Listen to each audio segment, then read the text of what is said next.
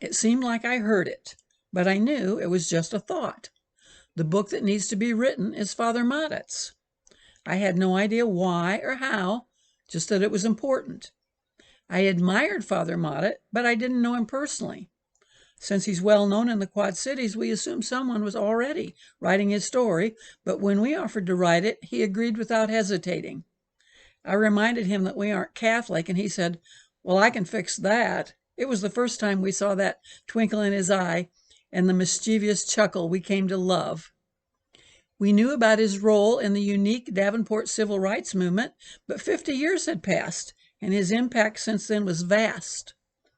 From the summer of 2014 until 2 days before his death on September 16, 2016, we met regularly with Father Mottet to ask questions and listen.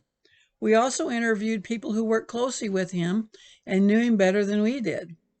I was surprised that I immediately felt comfortable with him, and I wondered why.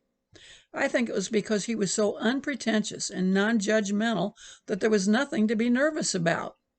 Art and I quickly became attached to him, but not in a sentimental way. We trusted him and wanted to do the right things for him. The narrative of Father Mottet's life is filled with unforgettable characters, and he loved to tell stories. We enjoyed his stories, but we were always trying to understand why and how he did things and how he became the sort of person who could do them. Over time, he settled on 10 lessons he wanted to pass on. As we listened, we began to realize that there are practical ways to change the world.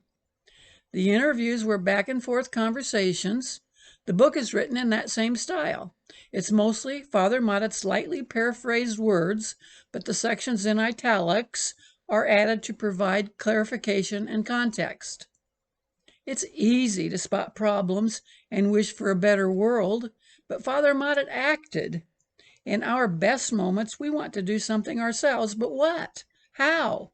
Who can show us the way, inspire us, teach us the tricks of the trade? We need a mentor, someone believable who has done amazing things against the odds. Not enough money? Even though Father Mottet grew up poor and lived in voluntary poverty, millions of dollars flowed through his hands.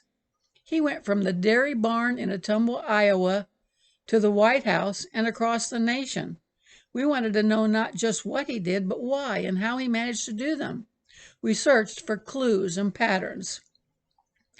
The book traces Father Mottet's life through 4 evolving stages: playmaker, organizer, developer, and healer. His life was filled with adventures, close calls, winning strategies, obstacles, miracles, healings, frustrations, divine guidance, and a couple of regrets. He was learning to the end and still expecting and praying for what he called the greatest miracle of my life. His legacy is being continued through the Mottet Leadership Institute, and there is a push for his canonization. Any proceeds from the book will be donated to the Mottet Leadership Institute and organizations he designated.